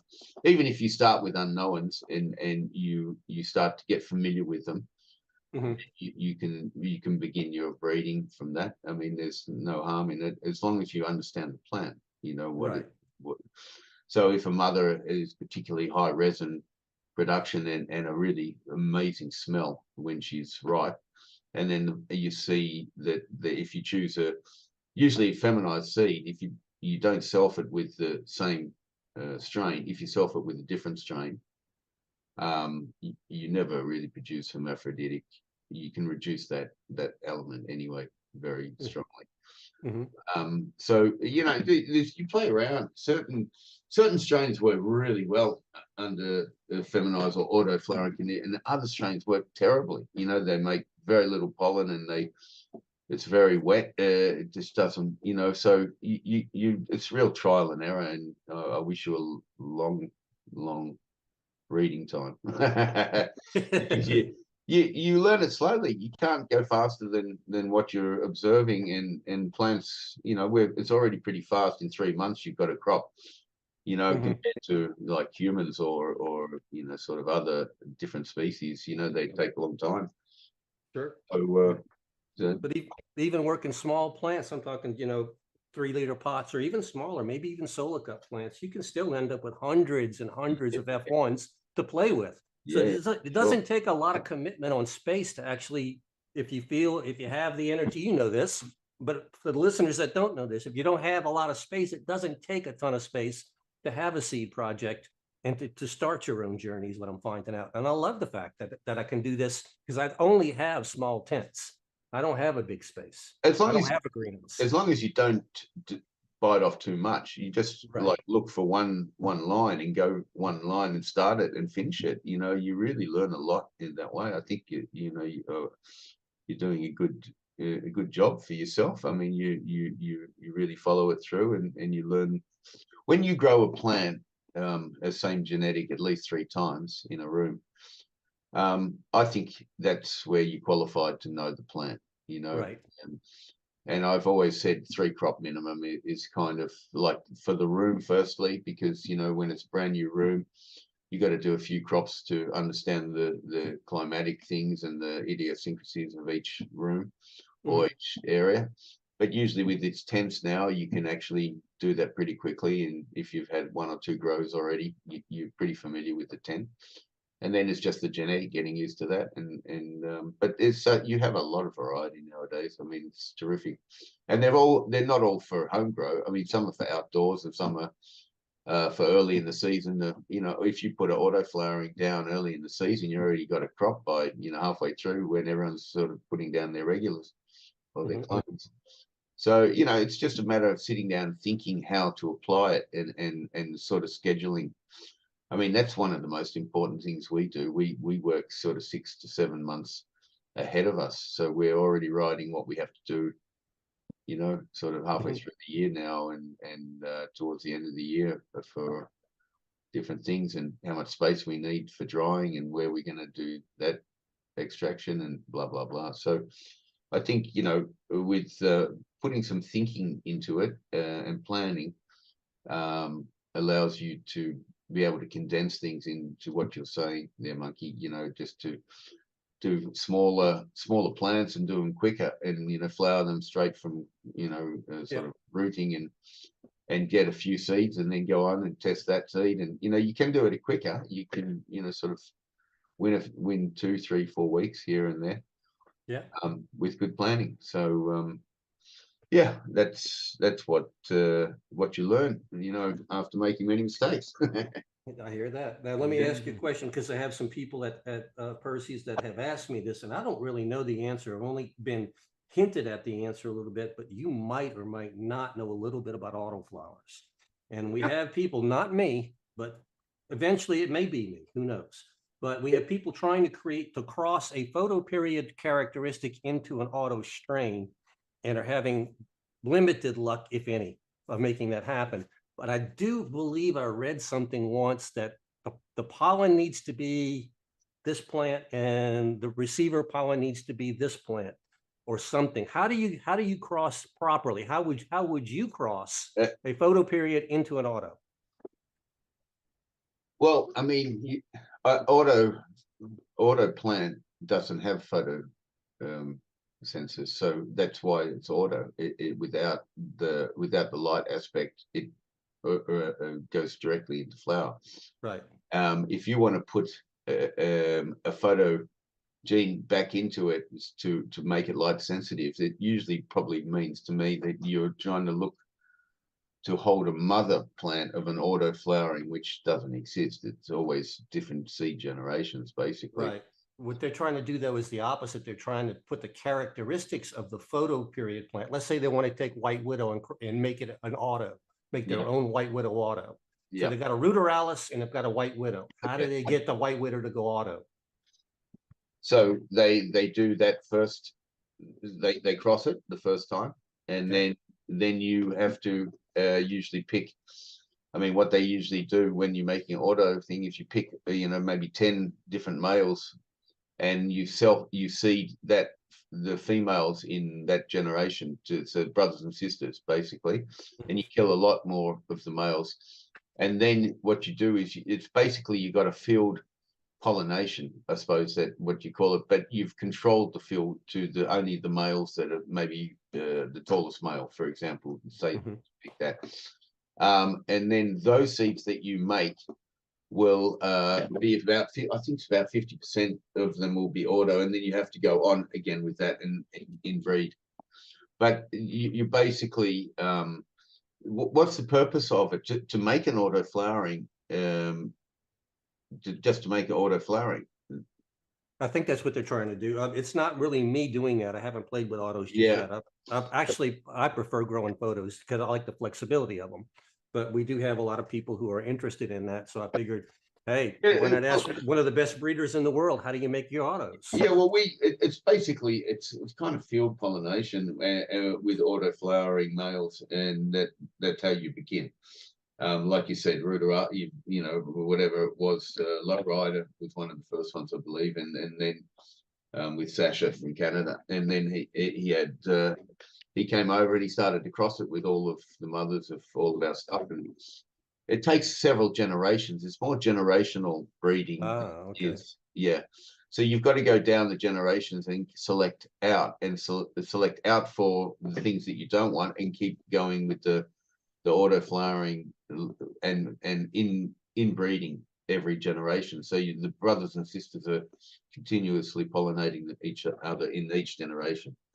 That's the easiest way to do it. It probably takes you about 3 if you started with the autoflowering side and a female side, you know, like, and you just started at scratch. But I mean, there's books on that you can follow how to do it quite easily.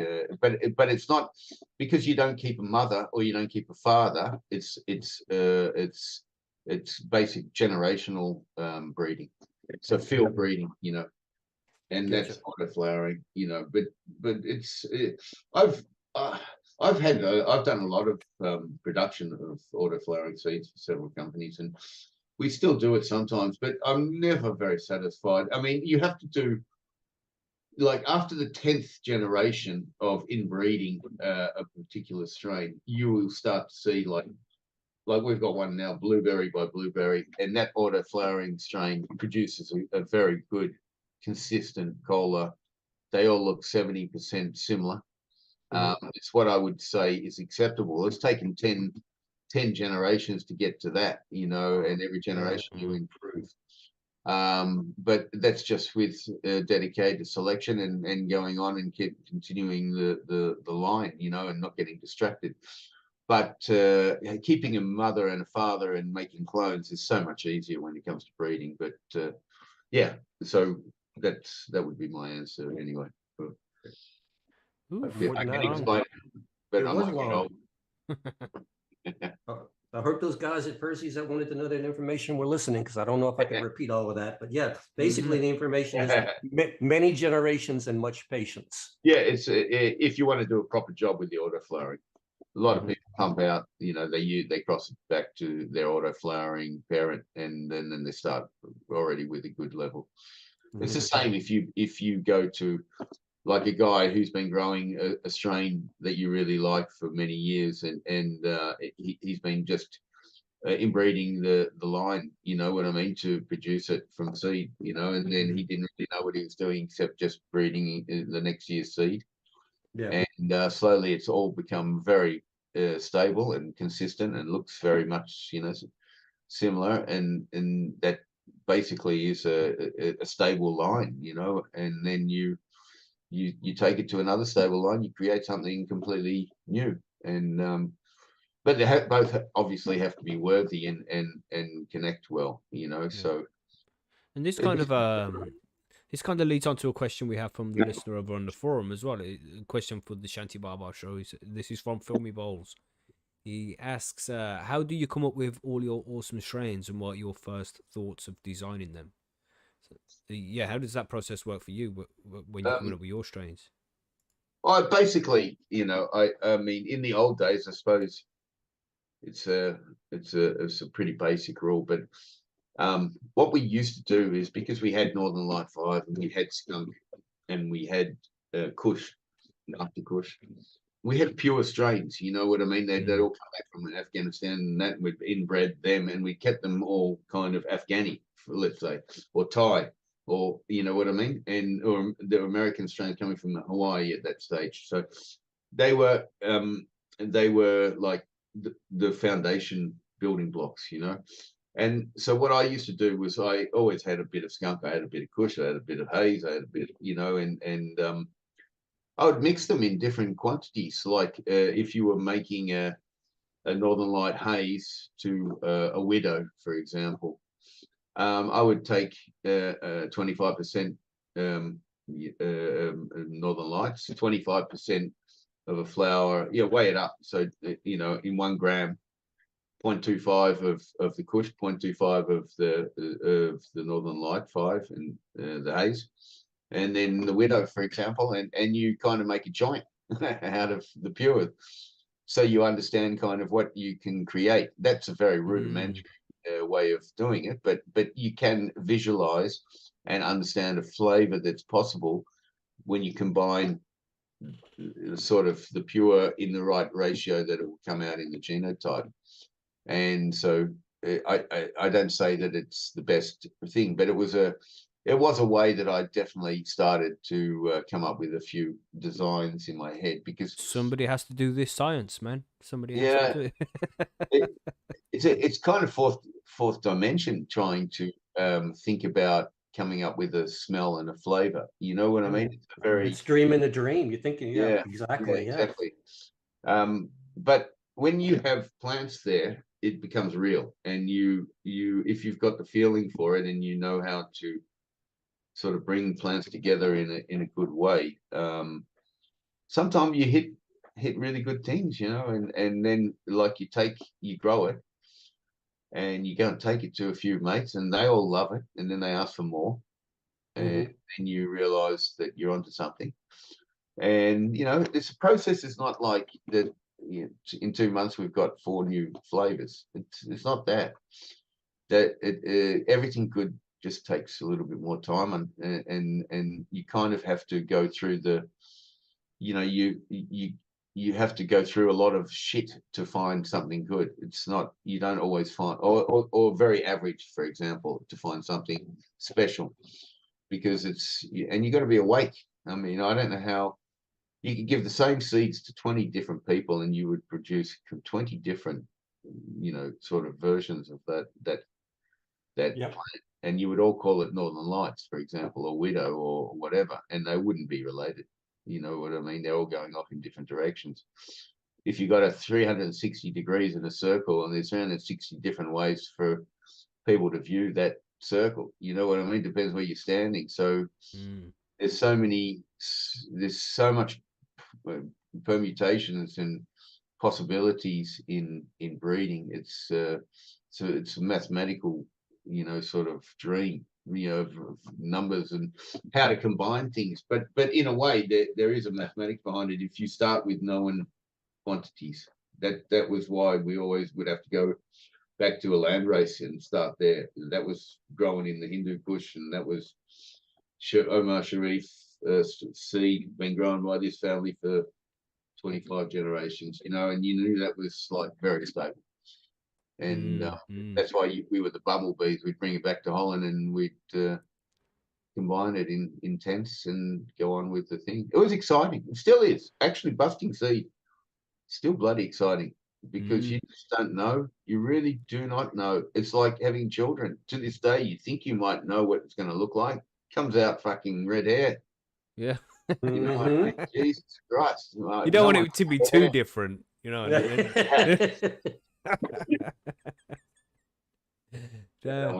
Yeah, it's such an interesting concept there as well, like associating it to maths. That's real interesting, man. How the mathematics works behind it.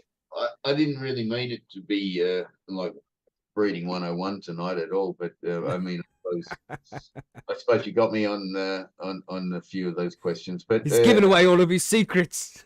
I wish I had a secret. I would love to share it all, because everyone's different, man, and that's why I was saying you give the same clone to 6 different growers and you get 6 similar but different versions back.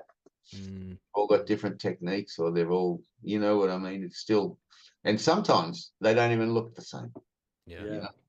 I think I've seen a picture somewhere in the internet exists of that experiment where somebody did do that. And the pictures of the bud that came back were completely, just outrageously different. No 2 of them looked even close. And that's the reality of it. So, you know, it's the same if you think about it in agriculture as well. I mean, you give people, you know, the breeding's done really well, and I understand that you need sort of consistency. But just say tomatoes, for example, you know, in England, in Belgium, in America, in Canada, you all want to have the Tross tomatoes, a nice red, fleshy tomato. Those varieties are sent all over the world. You know, you can buy 50,000 of them from a cloning company in Holland. They're at your facility the next day.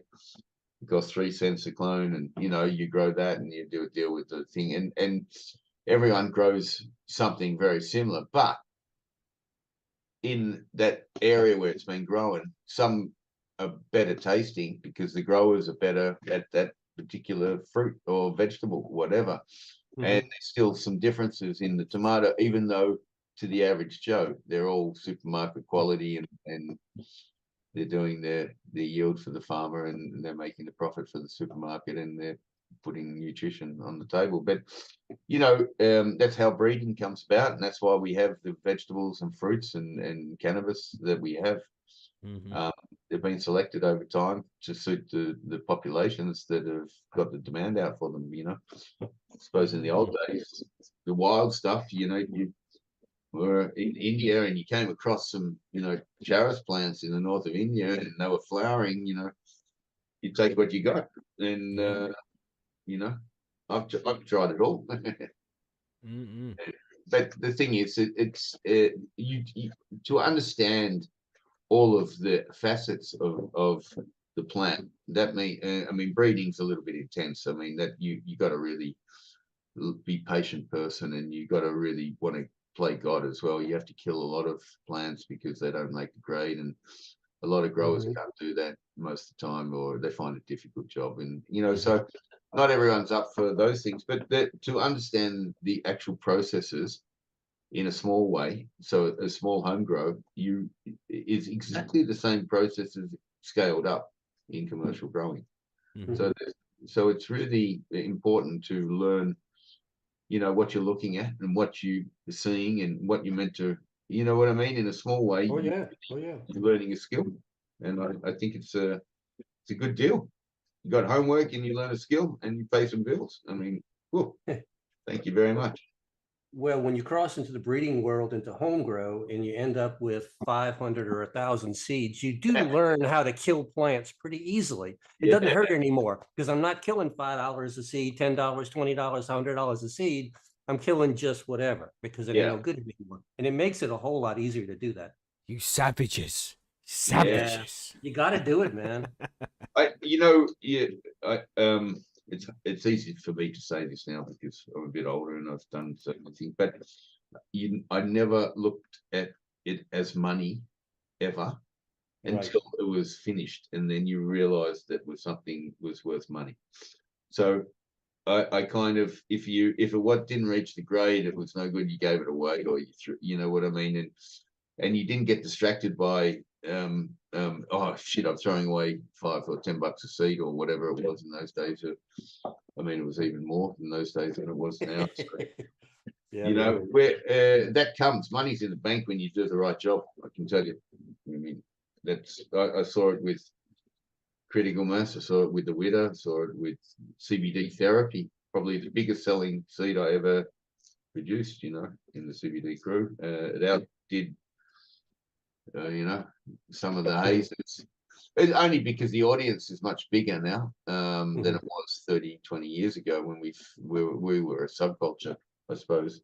And you read about us in the high times, and it became a bigger dream because everyone couldn't touch it in their country, and so the dream became sort of a little bit more Hollywood than it probably was. And I don't know. I mean, I feel unchanged in a lot of ways, and we're just happy that still get a buzz out of doing the same stuff and still learning. As I said, you like some of the questions you had this evening, interesting. People are really, these are home growers, these people who just have small things, but they're starting to realize stuff and asking questions, and that's the way to go.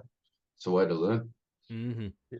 Never stop asking questions, man. Yeah, don't be embarrassed. No question's too stupid. Yeah, unfortunately, in the cannabis community online, though, there are some pretty evil people out there that try to make you feel stupid if you ask these questions. We're not those people. We try not to be those people. You know why, Monkey? Because they don't know the answers usually. Ooh, I like that answer. Yeah. Well, the only reason you kind of lie is because you're scared. Because people who know the truth, they won't lie. What's the use to lie? You might as well tell the truth. You know it. Go. So it's a choice we make. People, many times you hear guys say, oh, I can't tell her, the truth because it will hurt her. Well, that's just a load of bollocks, mate. You're covering up something, blaming someone else and not realizing that, you're the one guilty. And, the lie hurts more than the truth does. Really. Yeah, and the lies they're just motivated by fear, basically. And I think the day you become a really honest person to yourself, really you look in the mirror, you see what you really are, and you drop all that shit. No one's better than anyone else. Everyone's fine. Just get on with the job. You know what I mean? And stop getting distracted. And you all of a sudden you got a breath of fresh air blowing through you, and you got, you're back in focus, and it's a good thing for the plant, good thing for you. And it helped me many times when I got off the rails, or some big things happen in life, and the plants just kept me grounded and focused, and I think having plants around has always just been a very healthy thing. So I was a landscape gardener for many years in Australia before, and obviously was growing plenty of dope at that stage as well. We call it supplemental wages. Supplemental income, yeah. Yeah, exactly. Yeah, we have a couple of questions about pollen pop up in the chat. Okay.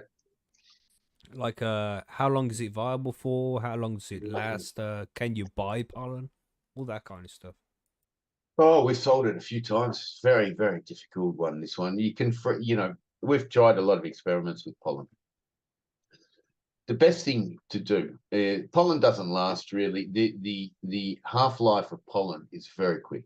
It's kind of pity radioactivity is not as fast as pollen. But the thing is that pollen, when you get a fresh pollen, you basically have 100% fertility rate, right? So if you've got the really good male and it pollinates in the room, if you collect it, so you keep a male plant with, say, a material underneath it while it's flowering, and you collect all the flowers, you cut them off, you get all the dust, you filter it off, you vacuum seal it into a plastic bag, and you can freeze it.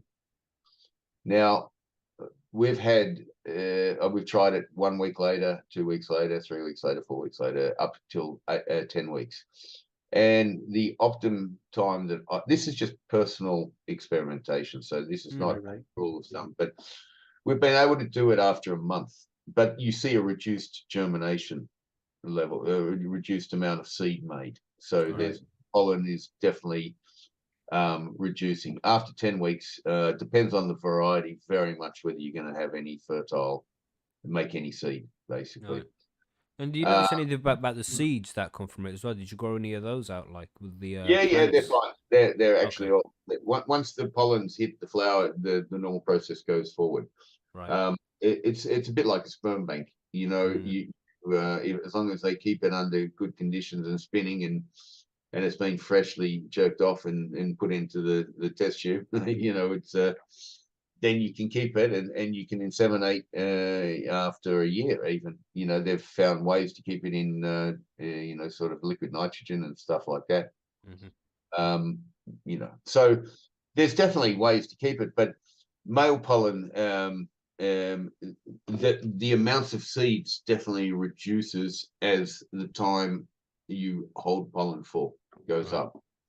But Chilbert asked there as well, what if you dried the pollen first? Does it last longer? No, well, you have to dry the pollen. I mean, we take it all off. So you dry it, then freeze it. Yeah. So what we do is, if we do open pollination, for example, with one male, and you pollinate the females, and then we take the male out, and then we continue to keep it under lights, and we collect the pollen that it's dropping after it's done its job. Right. And then we filter out the flowers, and you only get the yellow powder, let's say, at the end. And then you make sure that you as quickly as possible get it in the fridge or freezer, and definitely no water coming near it. Right. The water kills it, knocks it out of the air. So Yes. that's why I used to go swimming in between different rooms of pollination. So because if pollen stays in your eyebrows, in your hair, everywhere, I mean, it's only water knocks it out. Yeah. You just quick jump in the pool and into the next room. Used to do that all the time. Do a That's few a laps. fucking great idea, man. You can have like a swimming pool at your work location and write it off as work expenses. Exactly. I had to build this pool and have my Plunge plants. pool and a sauna, just in case you. Yeah, of course, to warm back up. You know. I love it. Maybe even a masseur. Oh yes. Oh, I definitely need that now. But how would you get what excuse would you use for that? Yeah, I gotta. Otherwise, I'm going to get repetitive strain injury from trimming. Yes. Or I got mentally, handicapped without my Swedish masseur. No, maybe that's what's been wrong with me all this time. No Swedish masseur. Yeah, maybe I just need one of those, man. Yeah. Or two. Yeah, I think, yeah. Yeah, maybe a couple of them. Damn. Yeah, there you go. Noah's Ark. Everything comes in twos. But the thing is that there's definitely, I did that because I didn't want to cross-pollinate the flowers that we in the other rooms we were growing on different floors. We were growing seeds, so I had to I started to swim 3Ks every day for many years. Got fit anyway, and that's the only way because I got long hair. Well, it's a bit receding now, but it still holds a lot of pollen, mate. You grow seed in my hair. No, but I mean, these are things that you just learn because you fuck up one time, and then you realize, shit, it was me. I was the bumblebee. Damn. Yeah. So with the plants that you're growing now, because you said you had, how many did you say? How many cuttings are you growing? I've forgotten. Which type? Oh yeah. But are some of them for seeds? Is it all for flower for like Well, I mean, we're like the average medical grow rooms at the moment. We've got between 2,500 and 5,000 plants. We do that also outside. We seem to manage to 2,000. It's about 2,500 plants to a hectare. We do. Right. Are they for seeds or flower? They're the clones that we put outside, and then indoor it depends on the room. If we're commercially growing and we're turning over every 3 months, then you've got a pre-grow room and you've got clones being cut, and sort of. So you got the clones rooting 2 weeks, usually 10 days, 2 weeks, and then it goes into pre-grow. You grow it up, and then you just put it in directly into the flowering room. So we've got a room just on 12 hours all the time right. And so depending on what's in demand and what we've sold or what we ordered, what we grow nowadays. As I said, that purpose growing is it gives you security. It really, because when you scale up and you go from a home grow to say a small greenhouse, you have to remember that everything scales up with it. The expenses to make the clones, the mothers, to do all of the things and the cleaning, and then manicuring, and all of a sudden it costs money to make things. So you've got to be careful with those things for people that you can burn your fingers quite easily if you don't have it. It's not like you sell everything all the time nowadays. There's so much in the market now. It's dangerous. Yeah. Dangerous for those people that go into it not thinking. Yeah, Right. and there's a lot of crops that have been destroyed, not getting sold, just sitting around. Oh. A glut, they call it, don't they? I think we've heard that word before. There is a huge glut with certain varieties of things. Yeah. I mean, tons. You could buy it for $50 a kilo. Wow. I mean, it depends what you're looking for, but I mean, that's what happens and then if you keep it for 2 years, you're already changing color. It looks pretty rank. Sometimes it still holds the flavor, but it's definitely aged. And marijuana doesn't age that well when it's oxidized too much. No. Yeah, I think 16 months, 2 years. It's a lot less than wine, for example, and olives. You kind of you have to. I think 2 years, 2.5 years is kind of the oldest marijuana that I really enjoy. When it gets older and older, sometimes it doesn't do it justice. It kind of, you're losing stuff. terpenes have gone and the cannabinoids are just degraded or something. Yeah, changing as well. You know, if you test them, sometimes you get that more sleepy kind of effect. Things have changed back to sleepy. Yeah, she starts turning that golden kind of a brownish color in the jar. Yeah, I know what you're talking about. Exactly. It gets very crispy, and the trichomes fall off very easily. Yeah, time to get rid of that. Time to go. And time to extract. Yes, exactly. It's what I do. Yeah. We don't waste anything, do we? No, oh no. I put my heart and soul into growing that plant. It's going to be used one way or the other. Yeah. We don't waste anything either. You know, there's a use for everything. That's what I love about the thing. You know, you feel pretty fulfilled when you've grown a plant, and you've used everything. You know, even the leaves. We used to make butter.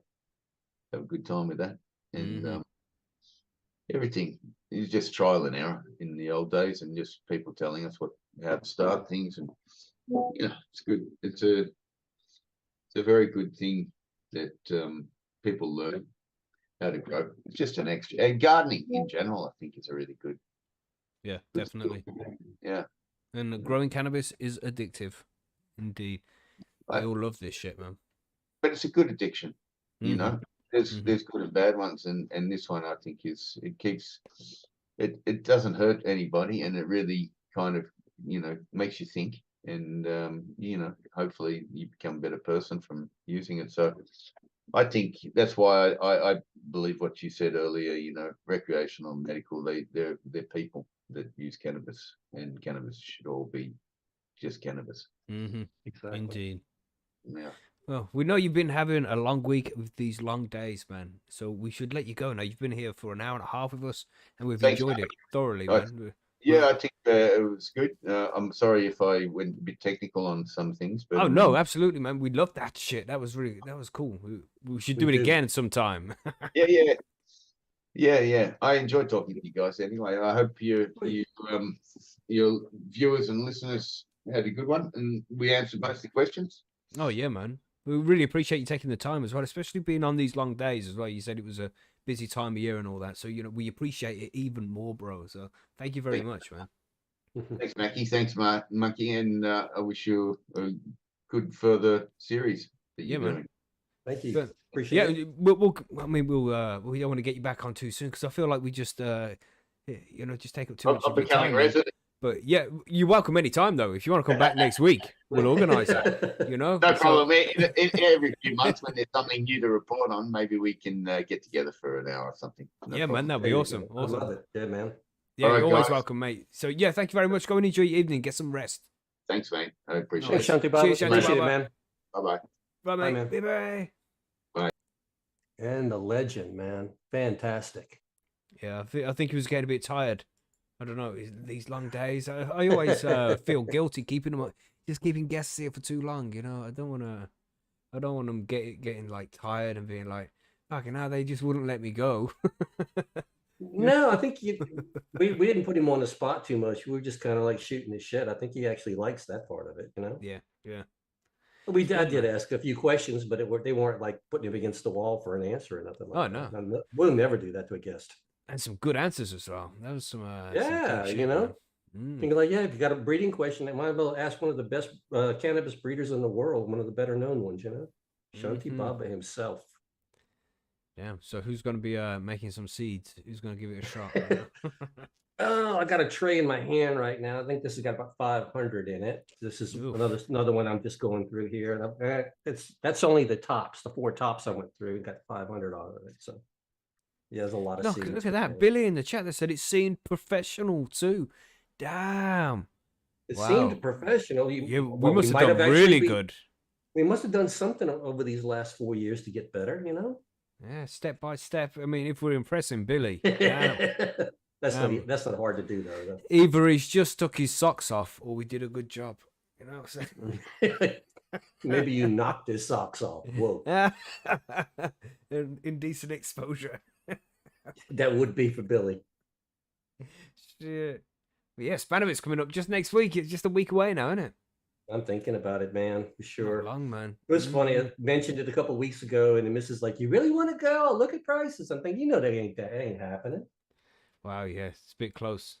But you could Yeah, do well, it. I mean, And would the no, flights be that's cheaper certain- now? They would probably be way more expensive now. One of those Right. things. But no, Okay. it was one of those deals last year. We just hit it at exactly the right time. And Mhm. all the pieces clicked in it immediately. It'll Mhm. happen again one year. You never know. Yeah, We were man. thinking about it, but we have, like I said, we got the eclipse coming up real soon, and we've got things after that we got to do. We can't do everything every year, Mackie. You know what I mean? Yeah. And it's going to be worth it for the eclipse. I think so. I mean, it's one of those, bucket list kind of things. I want to see a full eclipse. And so here, it's coming close enough to where I can do that. Let's Nice. make it happen. Make it happen. Yeah, man. So let's let everybody go and do their thing. It's been a good session, everybody. I hope you all enjoyed it. I think there's some little bits I can chop out of this one and make into like little 5-minute clips. Especially that shit where he's talking about reversing a male and all that. That was some deep reading knowledge right there. That's some good Yeah, shit. I don't fully understand that thing. He was talking about true males. I need to get into some reading on that and go further because something in my brain didn't click. I have to see what he's talking about here. Nice. So we'll come back to that at some point. We'll go into more detail with him next time he's on the show. Very cool. But yeah, I don't think I'll put music on and everything. Yeah, should I? I don't know. I don't know. It's just seems like we should just end it and say goodbye. This was a midweek stream. We had like 50 people in the chat, so it's excellent. Yeah, been a good one. We don't usually do midweeks like this. That's right. Join us for more midweek sessions by becoming a Patreon. Blah blah blah blah blah. Hit the like button. Blah blah blah blah blah. You know all that spiel you hear on all the other shows. Just pretend we're doing it now. All right. Yeah. So hit the like button and all that. Yeah. And all that professional stuff. You know, that stuff we attempt. But yes. Nice. It's been a good show. Nice one, everybody. So we just wave then. Yeah. Bye, everybody. See you on the next one. Now.